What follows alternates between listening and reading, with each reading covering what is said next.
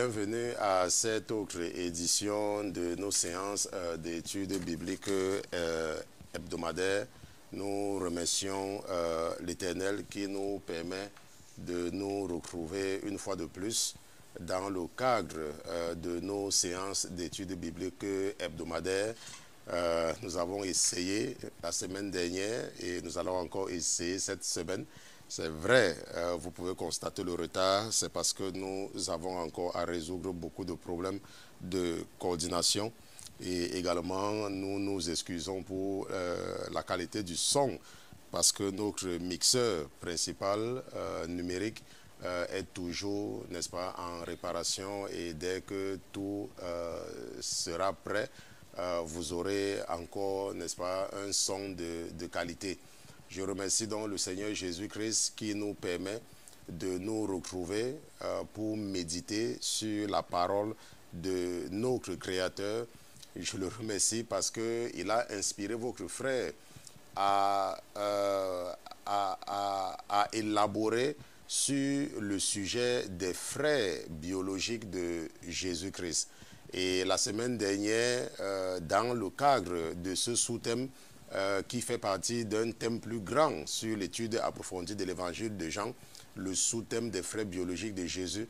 La dernière fois, donc, nous avons, n'est-ce pas, passé du temps à comprendre la géographie d'Israël au temps de Jésus, mais surtout, comment est-ce que Jésus a été conçu, n'est-ce pas, en Galilée, et comment est-ce que le recensement a amené, n'est-ce pas, ses parents, sa mère biologique, n'est-ce pas, et Joseph dans la cité de David, et comment est-ce qu'ils se sont retrouvés en Afrique, et comment est-ce qu'ils se sont retrouvés au point de départ, c'est-à-dire à Nazareth, en Galilée. Nous avons passé le temps là-dessus, où nous avons fait ressortir la Galilée, la Samarie, la Judée, et l'Idumée, même la Pérée, pour que nous ayons, n'est-ce pas, une compréhension facile des événements qui sont décrits dans les évangiles, même dans les épîtres, n'est-ce pas, lorsqu'on nous parle d'un lieu biblique, de savoir où est-ce que ça se trouve pour nous placer dans le contexte.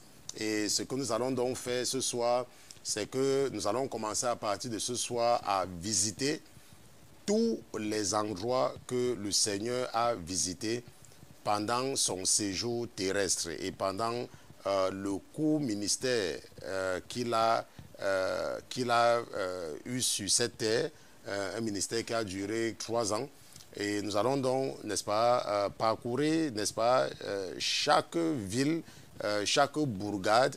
Et nous allons voir, n'est-ce pas, nous allons toujours regarder le schéma, n'est-ce pas, nous allons toujours regarder la position géographique et nous allons nous attarder, n'est-ce pas, sur les facteurs ou des événements majeurs qui se sont déroulés, n'est-ce pas, à chaque endroit. Déjà, nous avons vu que Jésus a opéré son premier miracle, n'est-ce pas, à Cana, et nous avons passé beaucoup de temps, n'est-ce pas, à Cana la dernière fois, et nous savons que Cana se trouve en Galilée. Et nous avons également compris comment est-ce que cette partie-là, Israël, avait été divisée, n'est-ce pas, de cette façon-là, n'est-ce pas, après, n'est-ce pas, la mort d'un certain empereur. Ces généraux vont se partager, n'est-ce pas, son empire. Et c'est comme cela que Israël sera sous la tutelle, n'est-ce pas, des Romains. Et les Romains, eux, après la mort d'Hérode, Hérode avec, n'est-ce pas, beaucoup de garçons, pour éviter, n'est-ce pas, l'éclatement, n'est-ce pas, d'Israël, ils vont diviser, n'est-ce pas, Israël entre les fils, n'est-ce pas, de Hérode. C'est pour cela que nous nous retrouvons, n'est-ce pas, avec toutes ces différentes juridictions administratives, n'est-ce pas, la Judée, l'Idumée, la Samarie, Galilée, la Pérée, ok, donc nous nous retrouvons avec tout cela, mais ces territoires-là sont toujours occupés en dehors de l'Idumée, bien sûr, n'est-ce pas, qui est Édom, occupé par les fils d'Ésaü. Nous savons que la Judée, n'est-ce pas, la Samarie la Galilée et même Décapolis, n'est-ce pas, la Pérée, n'est-ce pas, sont occupés par les enfants de Jacob, n'est-ce pas, ceux qui étaient restés de l'autre côté du Jourdain, n'est-ce pas, du côté de la Pérée. Donc c'est important de comprendre la géographie parce qu'il y a des choses que la géographie facilite la compréhension. Mais avant toute chose, avant de nous aventurer à utiliser la chair et le sang pour enseigner les princes et les princesses que vous êtes, nous allons d'abord nous assurer de la présence de notre patron dans ce studio. Mais comme notre patron n'est pas un patron ordinaire, comme il est Dieu, comme lui c'est Jésus-Christ de Nazareth, nous allons lui dérouler le tapis rouge et nous allons demander à tous les autres qui se trouvent dans les cieux, qui se trouvent sur la terre, sous la terre et sous la mer, de se taire le temps pour nous d'accueillir dans ce studio Jésus-Christ de Nazareth. Gardez l'écoute. À tout à l'heure.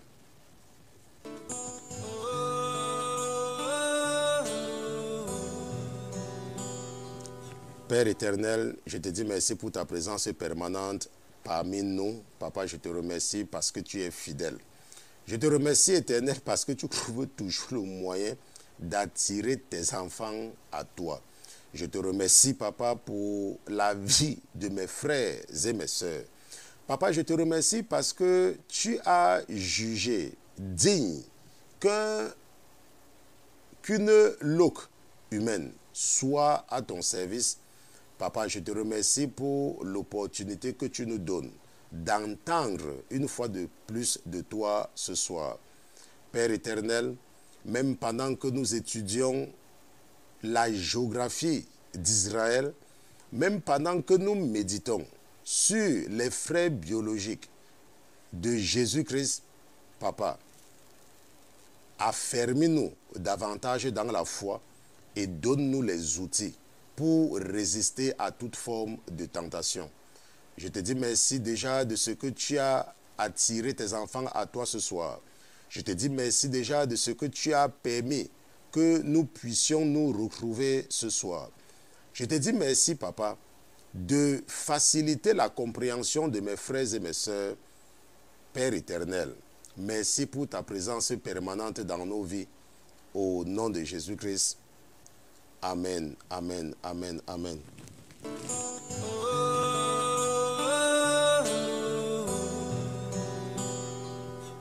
Amen, amen. Nous remercions donc le Seigneur de toute gloire, n'est-ce pas?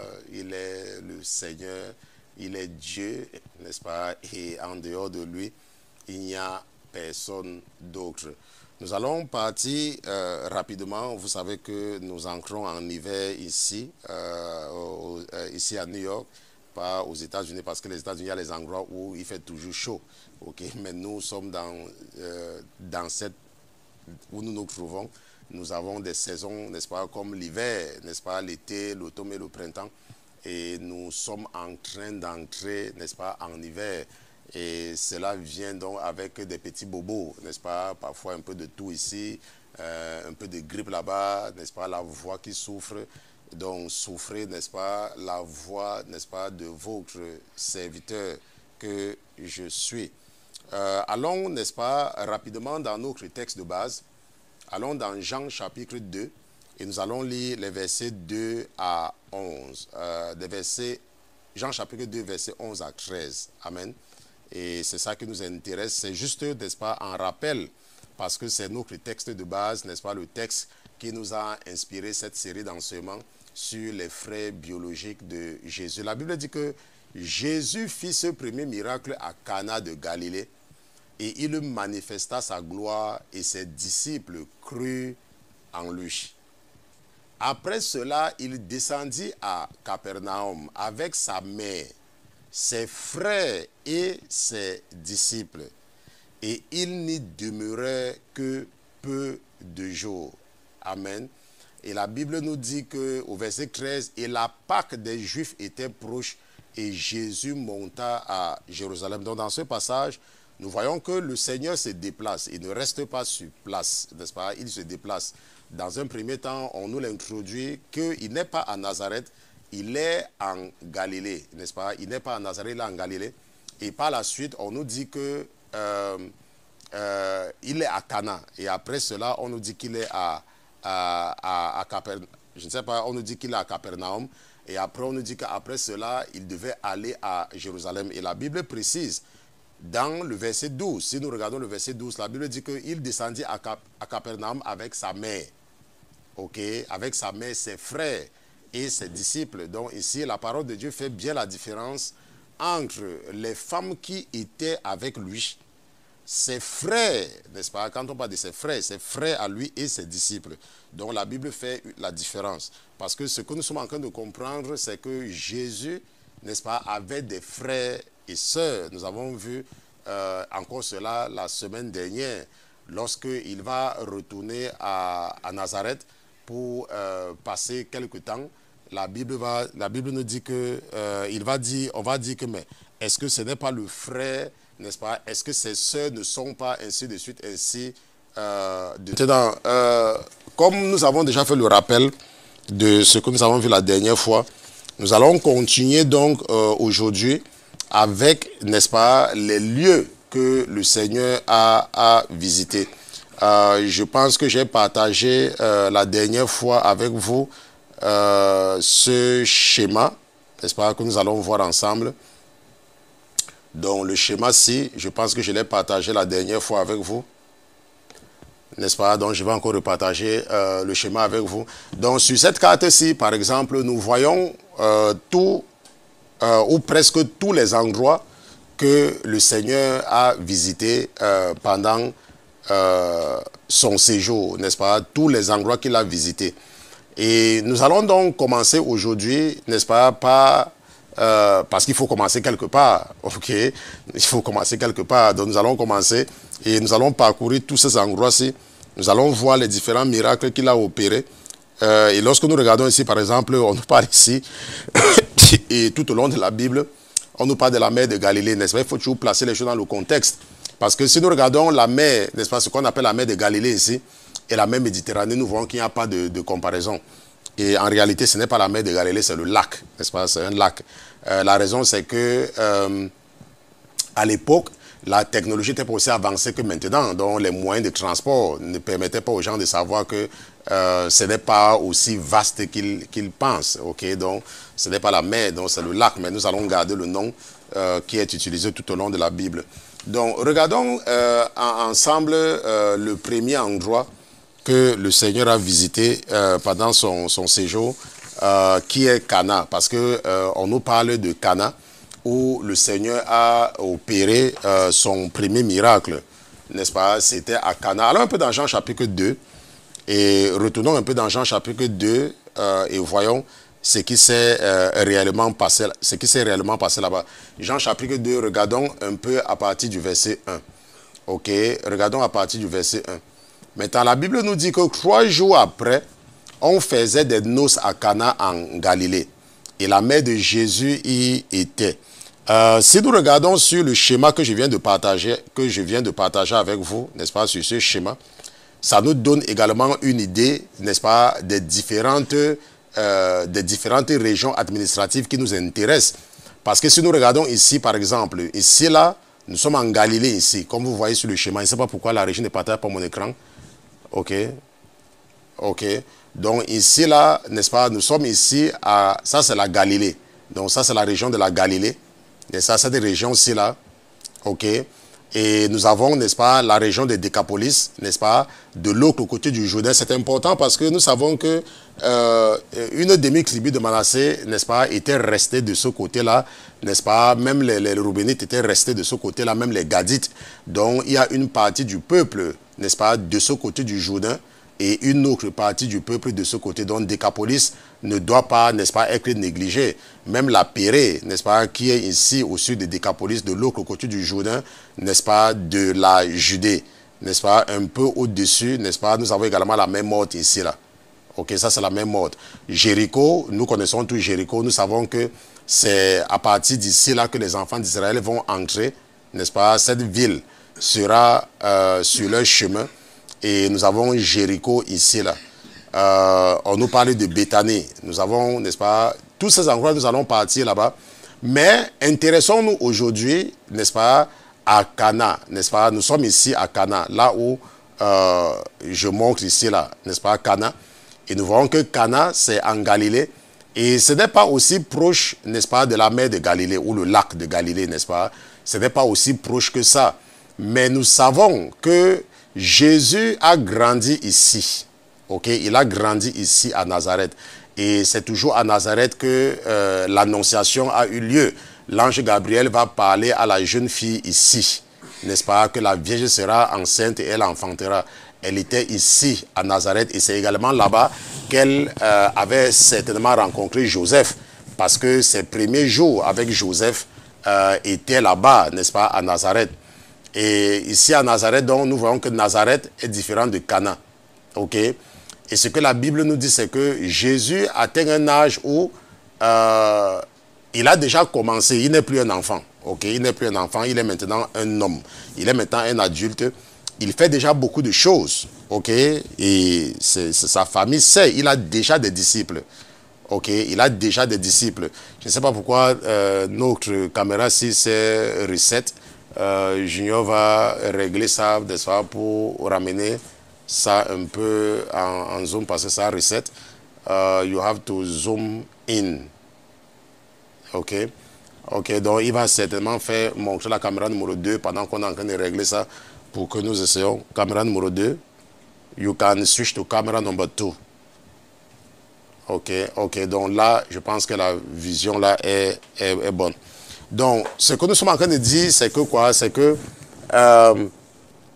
Jésus commence, il fait déjà des choses. Ok, il fait déjà des choses. Ce n'est pas comme s'il ne fait rien. La preuve, c'est que quand il partait à ce mariage, sa maman dit aux gens, n'est-ce pas? Marie dit aux gens qui étaient là que quel que soit ce qu'il vous dit de faire, faites. C'est pourquoi? C'est parce qu'elle sait déjà que, n'est-ce pas, son fils. Et la Bible nous dit même d'ailleurs que ses disciples étaient là. Ok, ses disciples, il y avait déjà les gens qui le suivaient. Mais on parle de son premier miracle. Et je vous ai dit la dernière fois que ce n'est pas en réalité le premier miracle du Seigneur. Ok, mais la Bible nous parle, n'est-ce pas, des noces de Cana comme le premier miracle. Mais ce n'est pas en fait ça. Ok, parce qu'il ne faut pas... lorsque tu es un enfant, tu comprends comme un enfant. Ok, mais lorsque tu grandis, tu dois comprendre comme une personne qui a grandi. Parce que si déjà on dit que Marie dit aux gens que faites tout ce qu'il va vous demander de faire, c'est parce qu'il fait déjà certaines choses.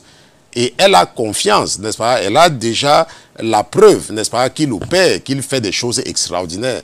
Et c'est pour cela qu'elle va dire à ces gens-là, tout ce qu'il va vous demander de faire, faites seulement. Et nous voyons donc que Cana, qui se trouve ici, là, mon écran, je vais partager mon écran avec vous. Cana qui se trouve ici, là, se trouve dans la région de Galilée. Ok, c'est dans la région de Galilée. Et ce n'est pas aussi proche de Nazareth. Ok, c'est quand même à une certaine distance, n'est-ce pas? Et si nous partons dans l'évangile de Jean, la Bible dit que 3 jours après, on faisait des noces à Cana, en Galilée, et la mère de Jésus y était. Et Jésus fut aussi convié aux noces avec ses disciples. Donc nous voyons qu'il a déjà des disciples. Donc, comme je disais, on parle du premier miracle, je ne sais pas où, on parle du premier miracle seulement pour mettre par rapport à ce qui est écrit. Ok, mais dans la réalité, ce n'est pas ça. Il faisait déjà des choses. La preuve, c'est que tu ne peux pas avoir des disciples. Les gens ne peuvent pas te suivre comme ça sur la base de rien. Ok, il te faut toujours faire quelque chose pour que les gens commencent à te suivre. Ok, ça en fait, c'est là. Et non plus, n'est-ce pas, le vin ayant manqué, la mère de Jésus lui dit, ils n'ont plus de vin. Jésus lui répondit, femme, qu'y a-t-il entre moi et toi?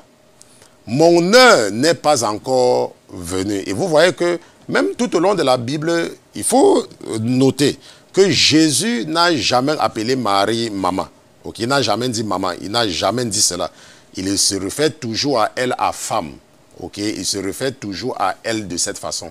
Parce que lui, il savait, ok, que Marie, bien que ce soit elle qui l'a porté, il est passé par elle pour venir, n'est-ce pas, il n'était pas sa mère, ok, le Fils de Dieu, il n'a pas de mère, le Fils de Dieu, Marie n'est pas la mère de Jésus. Jésus est passé par elle, c'est vrai, mais il n'a jamais appelé Marie maman, ok, parce que il y a parfois les gens qui veulent glorifier un certain esprit démoniaque, n'est-ce pas, une certaine principauté, la reine du ciel, et pour lui donner de l'importance, on veut faire croire que c'est la mère de Dieu. Non, c'est Marie. Jésus n'a jamais appelé Marie maman, de toutes les façons. Il se référait toujours à elle, la femme, n'est-ce pas, partout il dit femme, ok. Et il dit femme, qu'y a-t-il entre toi et moi? Mon heure n'est pas encore venue. Donc nous voyons ici là que, même dès le départ, parce qu'il est le Fils de Dieu, parce qu'il est Dieu, il savait ce qu'il faisait, n'est-ce pas, il choisissait ses mots, n'est-ce pas, à plusieurs reprises, même quand on nous raconte comment est-ce que, quand ils étaient partis à Jérusalem, quand Jésus était encore un jeune garçon, Jésus était resté derrière, et après on a dit que voilà ton père et ta mère qui te cherchent. Il a dit que mais qui est mon père, qui est ma mère? Ok, et mon père, ce sont ceux-ci, mes frères, ce sont ceux qui écoutent la parole de Dieu. Ok, donc, parce que si Jésus avait appelé Marie maman un jour, je suis persuadé que l'ennemi devait exploiter cela pour gagner beaucoup plus d'âmes, n'est-ce pas, pour l'enfer. Mais Jésus n'a jamais fait ça, c'est parce qu'il savait qu'en utilisant l'expression femme, ça devait nous aider, nous qui marchons par son esprit, à ne pas vénérer la chair et le sang. Parce que Marie, c'était un être humain, n'est-ce pas? C'était une jeune fille, elle était juive, elle vivait à Nazareth, n'est-ce pas? Elle était fiancée à un homme, Joseph, et elle et cet homme-là, ils auront des enfants après. Ok, donc il n'y a pas de raison de la vénérer. Il n'y a pas de raison de prendre un chapelet et commencer à parler d'elle en disant que c'est la mère de Dieu. Non, ce n'est pas ça. C'est une personne ordinaire. Ok, c'est une personne ordinaire. Elle a reçu la grâce, c'est vrai. Mais ce n'est pas elle qui est le centre. Ce n'est pas elle qui est le centre de ta foi. Ce n'est pas elle qui est l'auteur, n'est-ce pas, de ta foi. Ce n'est pas elle qui consomme ta foi. Donc, Marie, elle là, c'est vrai. Mais même Jésus se réfère à elle, à femme. Ok, c'est important. Parce que si tu ne comprends pas cela, au lieu de t'attacher à l'arbre de vie, tu vas t'attacher à la chair et au sang, n'est-ce pas? Et on va t'amener à adorer la créature au lieu d'adorer le Créateur. Et la Bible nous dit donc que Jésus répond, n'est-ce pas, que femme, qu'y a-t-il entre toi et moi? Mon heure n'est pas encore venue. Sa mère dit à ceux qui servaient, n'est-ce pas, faites tout ce qu'il vous dira. Ok? Donc nous voyons ici là que ce n'est pas que les gens sont venus voir Marie, ok? Et Marie est partie dire à Jésus quelque chose et Jésus a fait. Nous voyons ici là, lorsque nous regardons très bien, Marie dit à ces gens-ci là que faites tout ce qu'il vous dira. Pas faites ce que je vous dirai. Ces gens ne sont pas venus à Marie et Marie, n'est-ce pas, est partie dire à Jésus de faire quelque chose. Ce n'est pas ce qui s'est passé. Si nous regardons très bien, n'est-ce pas, la Bible nous dit au verset 3 que, ok, le Seigneur se manifeste, ça veut dire que ce que je suis en train de dire là, c'est important. Ok. Maintenant, ce que nous sommes en train de voir au verset 3, c'est que quoi? C'est que la Bible nous dit clairement que le vin ayant manqué, la mère de Jésus lui dit, ils n'ont plus de vin. Elle ne lui donne pas un ordre. Elle ne lui dit pas, donne-leur le vin. Elle ne lui dit pas, elle dit seulement qu'il n'y a plus le vin. C'est comme tu peux partir à la fête avec n'importe, avec tes parents, ou alors peut-être, il y a peut-être quelqu'un qui a un problème et peut-être ta mère sait que tu as les moyens et ta mère dit, ah, regarde, cette personne n'a pas quelque chose. Donc ici, là, Marie fait savoir à Jésus qu'il n'y a plus de vin. Et Jésus, lui, a compris le message. Amen. Et ce qui se passe par la suite, c'est pas pourquoi le Seigneur s'est manifesté puissamment, n'est-ce pas? Certainement parce que ce que je suis en train de dire est très important. Certainement qu'il y a beaucoup de personnes qui vont comprendre ça et sortir du mensonge du diable une fois pour toutes.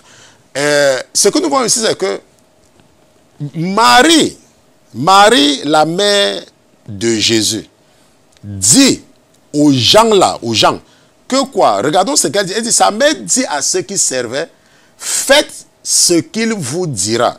Donc faites ce qu'il vous dira. Ce que Jésus vous dit, faites.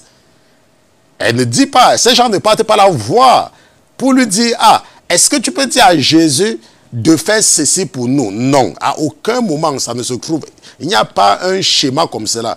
Et il n'y en a même pas. Okay? Il n'y a pas de schéma comme ça. Vous n'allez pas lire la Bible et voir quelque part où les gens viennent voir Marie pour que Marie demande à Jésus de faire quelque chose. Il n'y en a pas.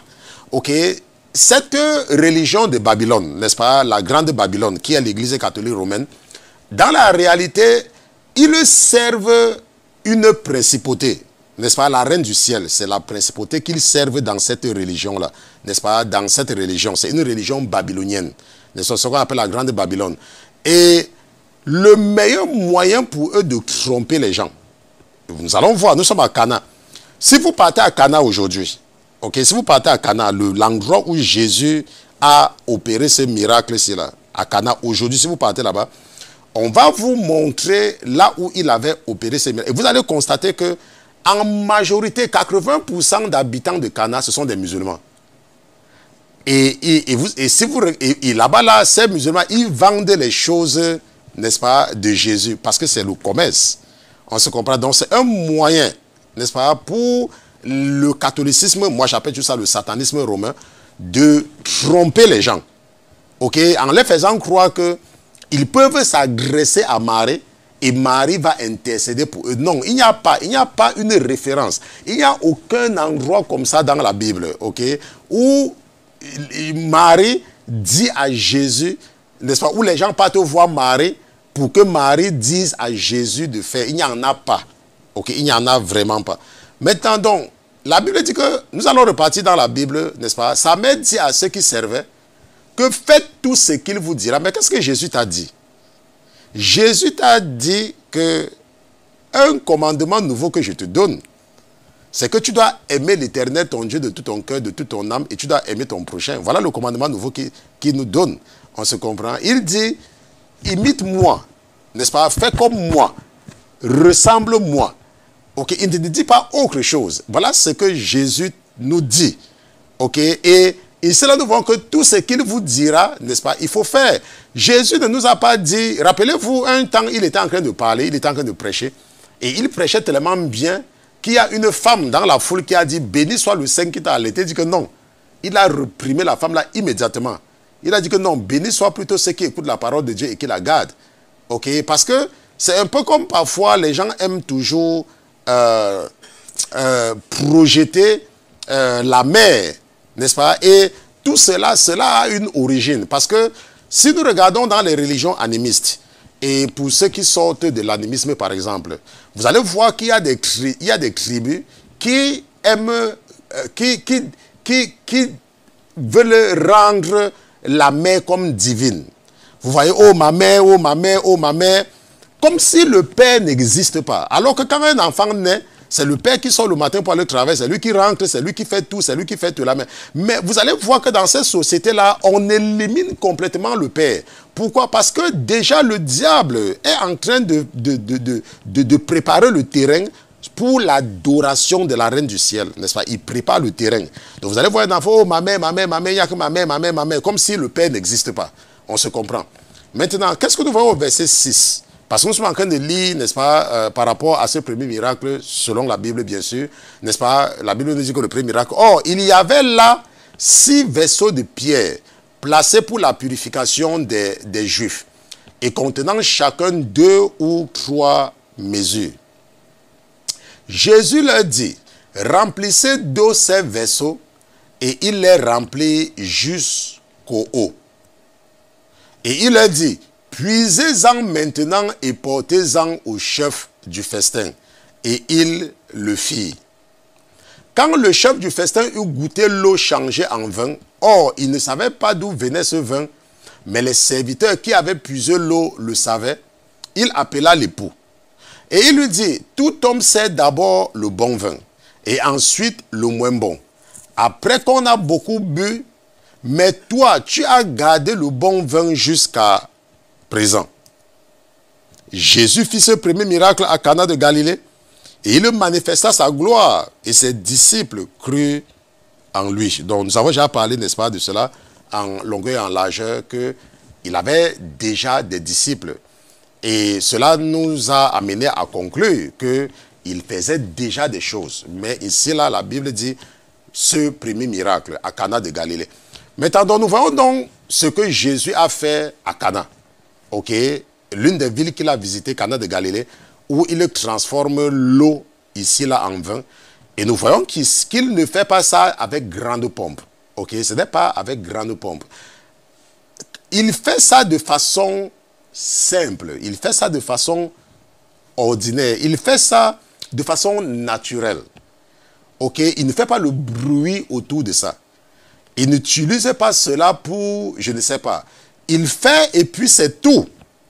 Ok, il dit aux gens, puisez de l'eau, remplissez, et après qu'ils aient fait ce qu'il leur a dit de faire, ils se rendent seulement compte que ce n'est plus l'eau, mais c'est le vin. N'est-ce pas? Sans s'imagrer, sans sonner la trompette. Et puis, ces disciples qui étaient là, n'ont pas commencé à jubiler. Ouais, Jésus, Jésus. Et commencer à, n'est-ce pas, à partager les vidéos en faisant liker, ou chérer. Non, ça n'a pas eu lieu. Ok, c'était avec toute la simplicité. Tu vas peut-être dire que, oh, pasteur Christian, il n'y avait pas encore les réseaux sociaux à l'époque. Oui, mais il y avait des gens qui faisaient le bruit à l'époque. Ok, il y avait des gens qui faisaient le bruit. Mais quand Jésus fait ça, il fait tout cela, n'est-ce pas, en toute humilité et en toute simplicité, n'est-ce pas, en toute douceur. Ok, nous sommes en train d'insister sur la douceur ces derniers temps parce que c'est important, n'est-ce pas, de comprendre cet aspect-là. Maintenant, nous allons, n'est-ce pas, voir la deuxième ville que le Seigneur a visitée, n'est-ce pas, la ville de Bethsaïda. Ok, allons regardons un peu notre schéma. Regardons la situation géographique de Bethsaïda, n'est-ce pas? Si nous regardons sur le schéma, j'espère que la régie partage mon écran avec vous. Je ne sais pas si la régie partage mon écran, n'est-ce pas? Nous allons partir à Bethsaïda et nous enlevons, n'est-ce pas? Donc si nous regardons ici, là, voici Bethsaïda ici. Nous voyons que ce n'est pas loin, n'est-ce pas, de la mer de Galilée. C'est au nord, ok? Et ce n'est pas aussi proche, n'est-ce pas, de Nazareth. Mais nous savons que ce n'est pas loin de Capernaum, parce que nous allons quand même passer un certain temps à Capernaum, parce que c'est là, la Capernaum, c'est la ville de Jésus, n'est-ce pas? C'est là où Jésus a vécu, ok? On peut dire qu'il a vécu, n'est-ce pas, là-bas. Et ce que nous voyons donc, c'est que Bethsaïda, c'était un village de pêcheurs, n'est-ce pas? Nous voyons bien que Bethsaïda, c'est ici, c'est très proche de la mer de Galilée, c'est parce que c'était un village de pêcheurs. Et c'est la ville natale de beaucoup des apôtres, n'est-ce pas, comme Jacques, Jean, Simon et André, n'est-ce pas? C'est là-bas que ces apôtres-là sont nés. Donc les fils de Zébédée, n'est-ce pas, sont nés à Bethsaïda, tout comme Simon-Pierre et tout comme André. N'est-ce pas? Ça, c'est la ville natale de tout cela. Et allons un peu dans Marc chapitre 8. Parce que Jésus va faire, n'est-ce pas, va accomplir certains miracles à Bethsaïda. Regardons un peu le premier dans Marc chapitre 8. Allons dans Marc chapitre 8 et regardons un peu ce qu'il va faire là-bas. Marc chapitre 8, regardons un peu à partir du verset 22. N'est-ce pas? Qu'est-ce que la Bible dit? La Bible dit que, et Jésus étant venu à Bethsaïda, on lui présenta un aveugle qu'on le pria de toucher. Nous voyons ici là que ce n'est pas Marie qui vient lui demander quelque chose. Ici là, c'est on, n'est-ce pas? Les gens vont venir lui présenter, n'est-ce pas, un aveugle. Ok, ce n'est pas Marie, ce n'est pas un membre de sa famille. On dit bien qu'on lui présenta un aveugle. Et ce que nous pouvons affirmer, c'est que cet aveugle-là n'était pas le seul aveugle. Il n'y avait pas seulement un seul aveugle à Bethsaïda. Pourquoi est-ce que nous pouvons affirmer cela? Nous pouvons l'affirmer parce que quand nous partons dans une ville, même de nos jours, tu pars dans une ville, tu ne peux pas seulement trouver un aveugle. Mais celui-ci là, c'est lui qu'on amène à Jésus. Donc, ce que nous voyons ici, c'est que cet aveugle a le choix d'écouter les gens qui lui parlent de Jésus ou alors de ne pas écouter. Ok, cet aveugle-ci, il a le choix. Il n'y a rien qui l'oblige à venir à Jésus. Il n'y a absolument rien. On lui dit n'est-ce pas, que vient, il y a Jésus et ici vient. Et il est sage. Et il écoute les conseils des gens qui lui parlent de Jésus. Et la Bible nous dit donc que quand il vient à Jésus, Jésus va le prendre par la main. Maintenant, ce qu'il faut constater ici, là, c'est que c'est lui qui vient à Jésus, ok? C'est lui qui vient à Jésus. Et ce n'est pas Jésus qui est parti le chercher. Parce qu'il y a des gens parfois, quand ils ont des problèmes, ils veulent que ce soit le pasteur qui vient les voir. Alors que quand ils sont malades, ils se lèvent d'eux-mêmes pour aller à l'hôpital. Vous voyez un peu. Ce que je suis en train de dire, c'est que vous allez voir qu'il y a des gens, quand ils ont un problème, ils sont malades, ils ont un problème, ils veulent que ce soit le pasteur qui les appelle. Est-ce que vous comprenez? Mais quand ils sont malades, s'ils sont malades, les mêmes gens, hein, s'ils sont malades, ils vont se lever eux-mêmes et ils vont partir à l'hôpital. Ils ne vont pas attendre que le médecin vienne chez eux. Mais si c'est que ce sont les membres de l'église, ils veulent que le pasteur vienne. Ils ne peuvent même pas faire l'effort, ils ne peuvent même pas dire non. Ce qu'il faut comprendre, c'est que cet aveugle, c'est là, il était aveugle. Ce n'est pas Jésus qui est parti vers lui. Hein. La Bible nous dit qu'on va amener cet aveugle à Jésus. Et ce que nous voyons ici, c'est que l'aveugle, il est sage. Parce que ceux qui lui ont parlé de Jésus disent, viens, on va t'amener à Jésus. Et il les écoute. C'est la même chose avec toi, tu as des problèmes. On te parle de Jésus, on te parle de Jésus.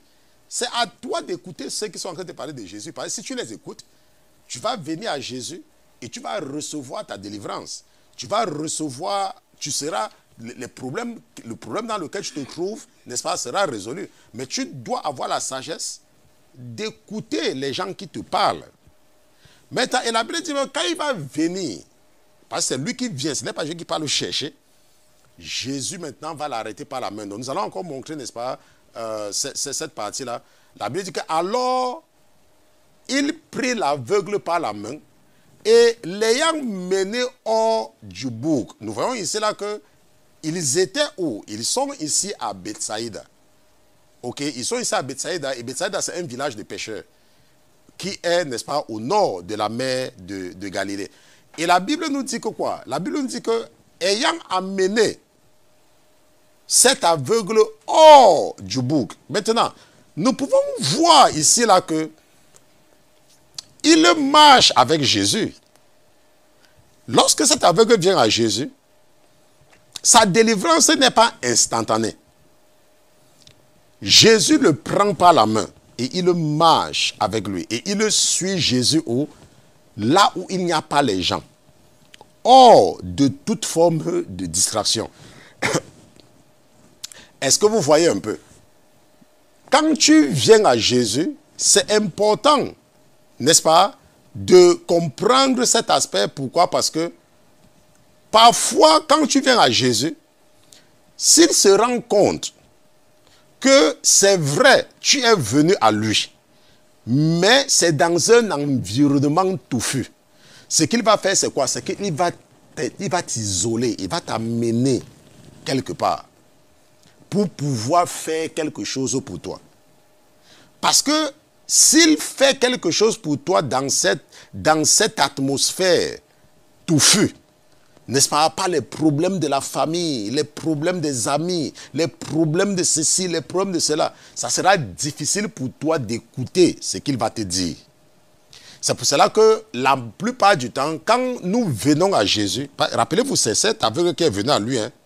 Ce n'est pas Jésus qui est parti, on se comprend.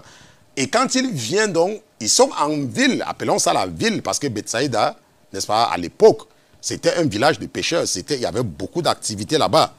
Ok? Jésus ne s'occupe pas de lui là-bas. Il y a trop de bruit. J'ai fait quelques enseignements, il y a de cela quelques années, je pense que c'est en 2014, là où je vous parle du rapport signal-bruit. Ok? Lorsque le niveau du bruit est trop élevé, le signal est inaudible. Donc, ce qui fait donc que la plupart du temps, quand le Seigneur veut faire quelque chose avec toi, il t'isole.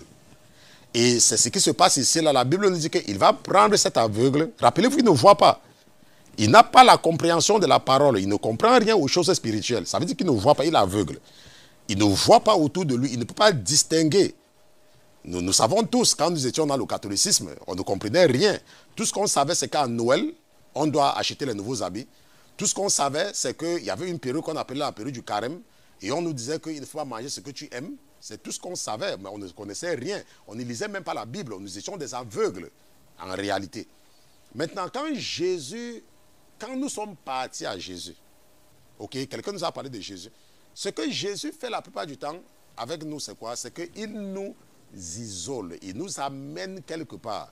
Il nous enlève du bruit, il nous amène dans un bourg, dans un endroit. Et la Bible nous dit donc qu'il va donc amener cet aveugle. Et quand ils vont arriver là-bas, il lui mit de la salive sur les yeux. La question que tu dois te poser, c'est que, mais est-ce qu'ils ne pouvaient pas mettre la même salive sur les yeux quand ils étaient à Bethsaïda, quand ils étaient en ville? Ils pouvaient, parce qu'il n'y a pas quelque chose d'extraordinaire qu'il fait ici, qu'ils ne pouvaient pas faire quand ils étaient à Bethsaïda. Il n'y en a pas. Ça veut dire quoi? Ça veut dire qu'il est seulement en train de nous faire passer un message. Et lui ayant imposé les mains, il pouvait lui imposer les mains à Bethsaïda. Il n'était pas obligé de l'amener dans un bourg, un endroit retiré. N'est-ce pas? Et il lui demanda s'il voyait quelque chose. Ce qu'il va voir là-bas, et c'est différent de ce qu'il... D'abord même, qu'est-ce qu'il voit? Lui ayant regardé, dit, je vois marcher des hommes qui me paraissent comme des arbres. C'est partout. OK? Et Jésus lui mit encore les mains sur les yeux. Et lui dit de regarder.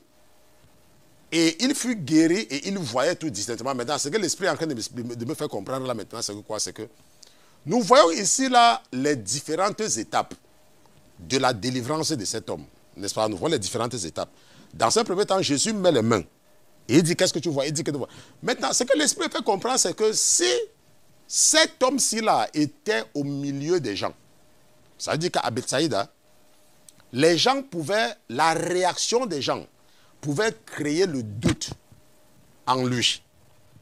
Parce que rappelez-vous, quand on l'amène à Jésus, c'est avec l'assurance que Jésus va résoudre son problème. N'est-ce pas? Les gens qui l'amènent à Jésus ont cette conviction-là. Mais dans un premier temps, quand Jésus met les mains, regardez ce que la Bible dit. La Bible dit qu'il prit l'aveugle et l'ayant mené, il lui mit de la salive sur les yeux. Et lui, ayant imposé les mains, il demandait s'il voyait. Donc, il met la salive sur les yeux et il lui impose les mains et il demande s'il voit quelque chose. Maintenant, et la Bible dit qu'il ne voit pas bien. Maintenant, imaginons un peu que cet homme-là était en ville. Parfois même avec les gens qu'il avait amenés à Jésus étaient là. La réaction de ces gens-là pouvait créer le doute en lui. Or, nous savons, parce que la Bible nous dit dans le livre du prophète Habakkuk, chapitre 2, verset 4, que le juste vivra par la foi. C'est la foi, n'est-ce pas? La prière de la foi, c'est ça qui sauve. Donc ici, là, le fait d'être au milieu des gens parfois peut créer le doute en toi. C'est pour ça que quand Dieu veut faire quelque chose avec toi, rappelez-vous qu'il n'isole pas cet homme-ci pour rien. C'est parce qu'il veut accomplir quelque chose avec lui. C'est parce qu'il veut faire quelque chose d'extraordinaire qu'on va nous raconter sur des générations. Il l'isole dans un premier temps avant de faire quelque chose. Parce qu'il savait que cet homme-ci là, les gens qui l'avaient amené, c'est vrai, ils connaissaient Jésus, mais ils n'avaient pas, eux-mêmes, ils ne croyaient même pas en Jésus. Ils avaient seulement entendu parler de Jésus et parfois c'est dans le désespoir que certaines personnes amènent d'autres à Jésus. Mais ce n'est pas qu'ils le connaissent. Ce n'est pas parce qu'une personne t'a parlé du pasteur Christian que tu dois croire que la personne croit en Jésus. Non. Il y a des gens que parfois c'est le désespoir. Il y a des gens qui ne croient pas du tout. Ok? Et c'est pour cela que parfois quand on t'amène au Seigneur, il t'isole pour pouvoir faire quelque chose avec toi. Nous allons prendre une pause ici, là, parce que nous avons eu quelques problèmes techniques.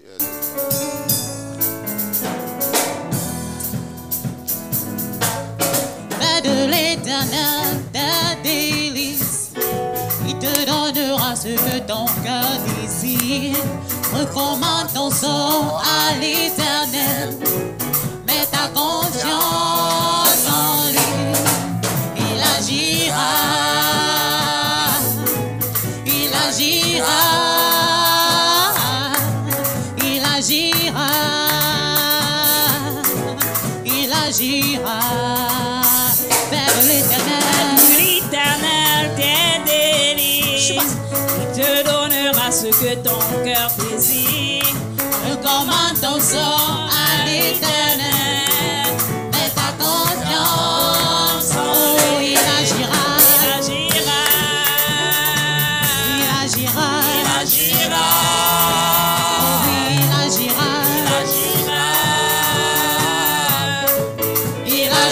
agira. Il agira, il agira, il agira, il agira. Il agira, il agira, il agira.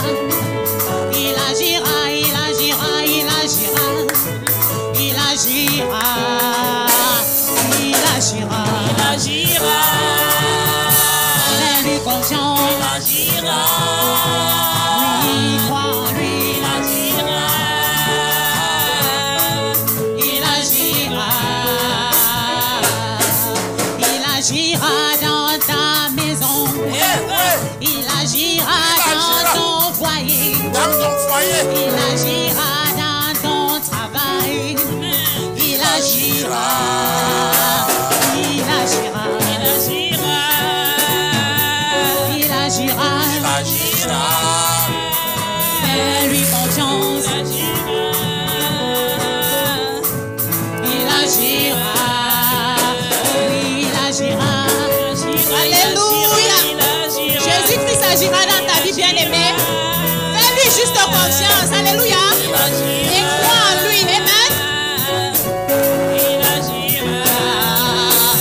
Il agira.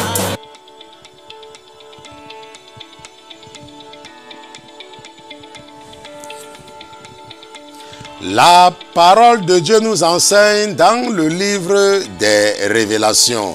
Dans Apocalypse chapitre 14 verset 13, la parole de Dieu dit « Et j'entendis une voix du ciel qui me disait « Écris, heureux dès à présent les morts qui meurent dans le Seigneur. Oui, dit l'Esprit, car ils se reposent de leurs travaux et leurs œuvres les suivent. » La parole de Dieu dit que j'entendis une voix du ciel. L'apôtre Jean dit que j'entendis une voix du ciel qui disait « Écris ». L'apôtre Jean dit qu'il avait entendu et que la voix lui avait dit « Écris ». Qu'est-ce qu'on a demandé à Jean d'écrire? Que heureux dès à présent ceux-là qui meurent en Jésus. La parole de Dieu dit que l'Esprit a confirmé que tous ceux qui meurent en Jésus, oui, se reposent de leurs travaux et leurs œuvres les suivent. Je ne sais pas comment l'ennemi t'encourage à ne pas travailler sur ton salut. Je ne sais pas comment l'ennemi trouve le moyen à t'amener à courir après l'argent et à adorer ton travail. Je ne sais pas comment l'ennemi s'arrange ou comment l'ennemi a réussi à t'empêcher de ne pas comprendre que le moment venu, ce sont les œuvres, tes œuvres, qu'on va utiliser pour te qualifier. Je ne sais pas comment l'ennemi s'arrange à ne pas te faire comprendre que ce qui va compter et ce qui va parler pour toi ou contre toi, ce sont tes œuvres. Mais ce soir, la parole de Dieu a mis dans le cœur de ton frère et serviteur que je suis d'attirer ton attention sur le fait que ce que tu fais maintenant sera utilisé le moment venu pour te qualifier pour le royaume des cieux ou pour la perdition éternelle.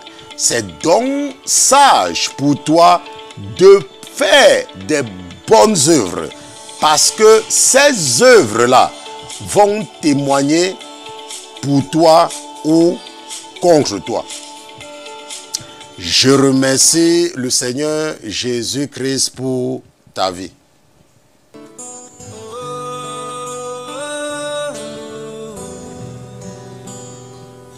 Amen. Amen. Donc bientôt, nous allons partager le programme de nos activités de fin d'année parce que je pense que nous avons déjà le calendrier et notre calendrier est prêt. Et cette semaine, ça sera la rencontre avec les aspirants pasteurs. Nous avons, n'est-ce pas, certains de nos frères qui seront en train de terminer avec leur première année, n'est-ce pas, d'initiation pastorale. Et je sais qu'ils travaillent chacun, n'est-ce pas, à son niveau. Et nous aurons également quelques rencontres. J'aurai également quelques rencontres avec les jeunes et avec les femmes.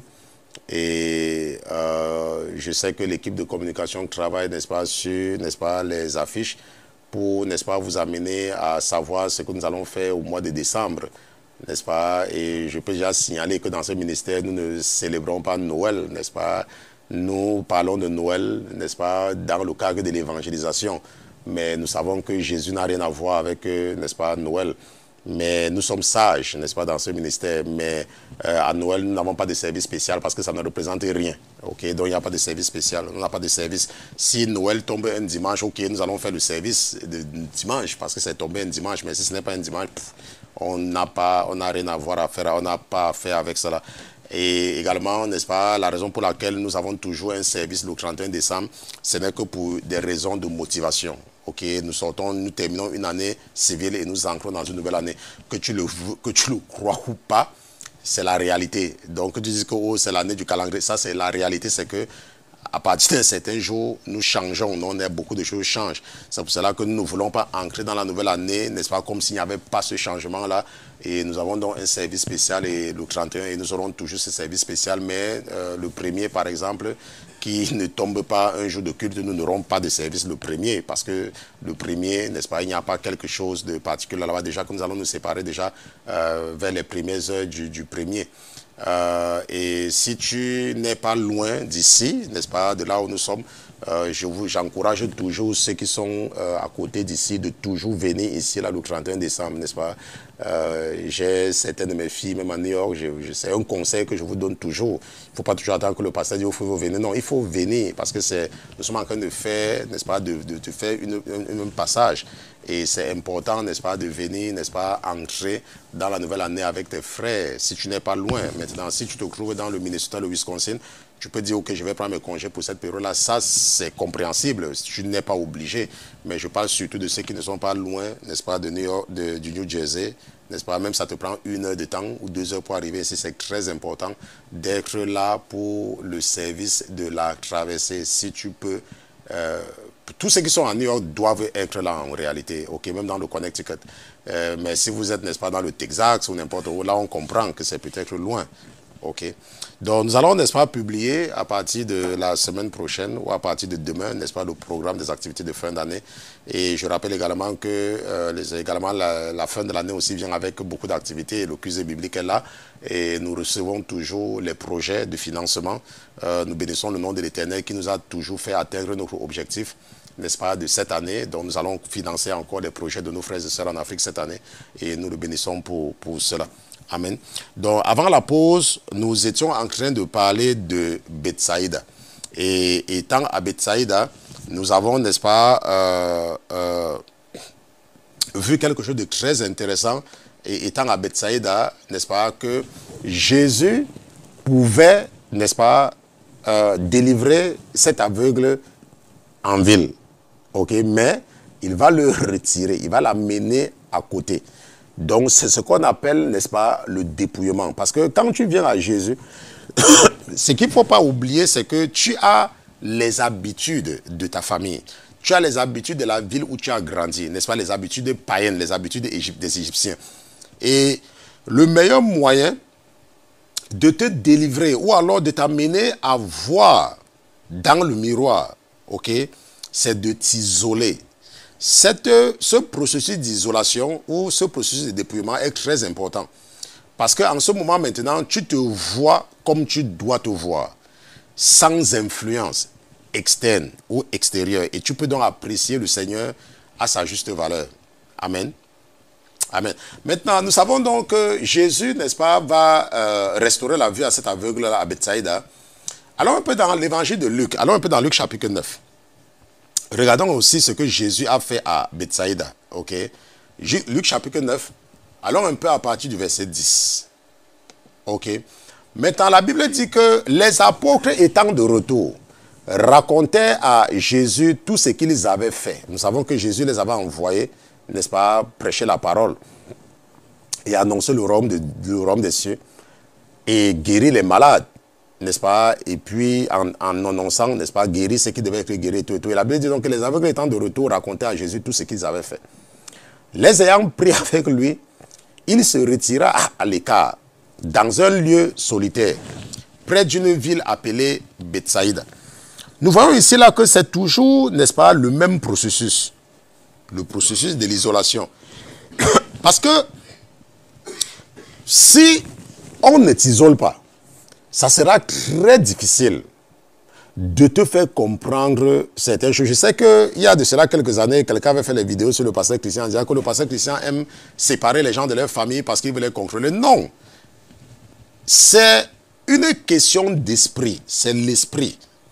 Lorsque tu as l'esprit de Dieu, ces gens qui racontaient son décès, même là, ils sont partis. Lorsque tu as l'esprit de Dieu, c'est l'esprit opère de la même façon. De toutes les façons. L'esprit opère, c'est un esprit, c'est une façon de penser. Nous voyons ici là que la Bible dit que Jésus va prendre, n'est-ce pas, va les prendre à l'écart, dans un lieu solitaire, n'est-ce pas, il va les faire sortir parce que c'est très difficile de faire un disciple quand le disciple est encore mélangé avec les choses du monde.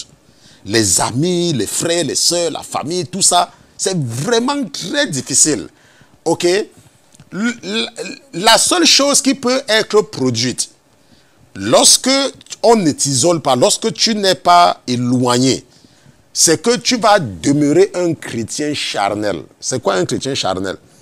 J'ai reçu le message de quelqu'un l'autre jour et la personne me disait, oh pasteur, vraiment, regardez, vraiment ces gens-là, ils m'énervent vraiment, pasteur, ils m'énervent, je ne sais pas comment vous faites pour les supporter, pasteur. Et je l'écoutais et je lui ai dit, tu vois, ce que tu dois comprendre, c'est que nous sommes l'église. Ok, et c'est aussi un aspect que beaucoup de personnes ne comprennent pas. Beaucoup de ministres de l'évangile, beaucoup de pasteurs, beaucoup de femmes de Dieu ne comprennent pas cet aspect des choses. Que ce sont des ministres, des ambassadeurs de Jésus. Et que leur caractère, leur réponse, leur façon de faire peut soit gagner des âmes, soit donner les âmes au monde des ténèbres. Donc, quand tu es un ministre de l'évangile, femme ou homme, tu dois comprendre que ta vie n'est plus ta vie à toi. Quand tu veux poser un acte, tu dois être conscient que l'acte que tu es en train de vouloir poser, ça peut ravitailler le monde des ténèbres ou alors ça peut sauver une âme pour le royaume. Parce que quand tu vas faire quelque chose, ça ne dépend pas si tu as raison ou pas. Ça dépend toujours de l'opportunité que l'ennemi va utiliser pour gagner des âmes à lui. Tu peux être en train de faire quelque chose dans un cadre personnel. En ce moment, tu peux te comporter comme tu veux. Ça, c'est dans un cadre personnel. Mais lorsque tu es en train de faire dans le cadre de l'église, tu dois faire preuve d'une très grande patience envers les gens qui viennent à toi. Pourquoi? Parce que ta façon de les répondre, ce n'est pas ta façon pour eux. Hein. Pour eux, c'est que c'est... Oh, elle dit même qu'elle va à l'église, regardez comment elle m'a répondu. Oh, il dit même qu'il est même un jeune. Regarde comment il a fait. Vous voyez un peu. Et c'est comme cela que le diable se réjouit. Donc, il faut toujours être conscient que je suis un pasteur. Je suis un leader des jeunes. Je suis une leader. Et l'acte que tu poses, même ta façon de parler, parfois, il faut laisser. Il ne faut même pas dire quelque chose. Si tu ne dis pas que, ce n'est pas que tu es faible. C'est que tu dois pouvoir comprendre que ce que tu veux dire là, est-ce que ça peut amener la personne demain à suivre Jésus? Ou alors la personne va t'utiliser comme référence pour rejeter le Seigneur? Et c'est ce qui se passe lorsque tu ne t'isoles pas pendant ta formation. Parce que si tu ne t'isoles pas, ça sera difficile pour toi de faire la différence entre le royaume de Dieu et les choses charnelles. Et c'est ce que moi je dis souvent, que tu vas être un chrétien charnel. Tu vas marcher avec Jésus dans la chair. Et c'est comme cela que ça peut t'amener à être rancunier. Ça peut t'amener à avoir beaucoup d'amertume en toi. Parce que tu n'as jamais été isolé. N'est-ce pas? L'isolation, le dépouillement a pour objectif de nous inculquer de façon claire, de façon pure, la mentalité du royaume. Parce que pour qu'on puisse t'inculquer la mentalité du royaume, il faut que tu sois séparé de la mentalité de ta famille. Tu dois te séparer pour recevoir cette mentalité-là. Et après maintenant, en fonction maintenant de ta maturité, le Seigneur peut te faire revenir. Je vous dis toujours que lorsque le majordome d'Abraham lui dit s'il peut amener Isaac dans sa famille, nous connaissons tous la réaction d'Abraham, qui fait jurer à quelqu'un, un monsieur, un papa comme lui, de mettre les mains sur sa cuisse. Vous savez ce que ça représente? Parce qu'il savait, vous voyez un peu, il savait la pollution que Isaac pouvait être pollué. Vous voyez un peu. Donc c'est un peu cela. Donc ici nous voyons que, et nous allons repartir dans Luc chapitre 9, n'est-ce pas? La Bible nous dit que les apôtres étant de retour racontaient à Jésus tout ce qu'il avait fait. Et les ayant pris avec lui, se retira à l'écart, dans un lieu solitaire, près d'une ville appelée Bethsaïda. Le peuple l'ayant appris, le suivit. Vous voyez? Et Jésus les ayant reçus, leur parlait du royaume de Dieu. Et il guérissait tous ceux qui avaient besoin de guérison. Rappelons-nous encore ici là que ceux-là, ils sont venus à Jésus. Jésus n'est pas parti frapper à la porte des gens pour dire « Oh, tu es malade, viens te guérir, oh, tu es malade, viens te guérir, oh, tu es malade, viens te guérir. » Non, ce sont eux qui sont venus. Ils ont même cherché à savoir là où il était. Ok? Et la Bible dit que comme le jour commençait à baisser, les 12 s'approchaient de lui et dit « Renvoie cette multitude afin qu'ils aillent dans les bourgades et dans les campagnes environnantes pour se loger et trouver des vivres. Car nous sommes ici dans un lieu désert. » Et nous voyons que Jésus est là, mais il n'y a rien. Mais il a dit, vous-même donnez-leur à manger. Et il répondit, nous n'avons pas plus de 5 pains et de 2 poissons. À moins que nous n'allions acheter des vivres pour tout ce peuple.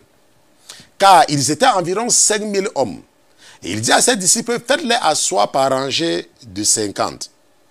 Il le fit ainsi et les fit tous asseoir. Alors Jésus prit les 5 pains et les 2 poissons, et levant les yeux au ciel, il les bénit, et les rompit et les donna aux disciples pour les présenter au peuple. Tous en mangèrent et furent rassasiés.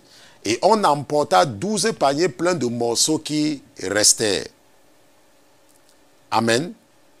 Donc, nous voyons ici là que même quand Jésus opère ce miracle, ok, on n'entend pas de jubilation, de célébration, machin, truc, non. Il n'y a pas de fanfare autour de cela. Il fait ça de façon naturelle. Ça, c'est un des attributs de l'Esprit de Dieu. Ok, parfois, vous voyez des fanfarons qui font des choses avec des fanfares. Non. L'Esprit de Dieu, ce n'est pas un esprit de bruit. C'est un esprit qui a ce qu'on appelle le self-control. Ça veut dire que c'est un esprit qui ne se vante pas. Il n'y a pas la vantardise dans l'amour. Amen. À cause du temps, nous allons nous arrêter ici. C'est vrai, nous avons eu quelques problèmes techniques. Mais...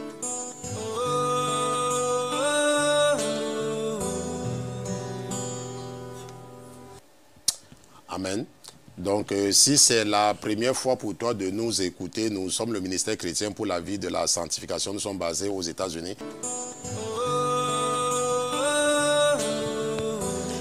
Père éternel, je te remercie d'avoir été présent ce soir dans ce studio. Papa, je te remercie de nous permettre de relancer les activités des études bibliques, malgré tous les défis techniques. Mais papa, je sais que c'est par ces défis que tu nous rends beaucoup plus performants. Papa, continue à nous encourager seulement, à ne pas nous décourager à chaque fois que nous savons que nous venons à ta présence. Papa, permets-moi de te confier tout cela qui était connecté ce soir. Permets-moi de te connecter, de te présenter tous leurs problèmes. Papa, bénis-les. Papa, rencontre-les où ils sont en train de t'attendre. Au nom de Jésus-Christ. Amen, amen, amen, amen, amen, amen.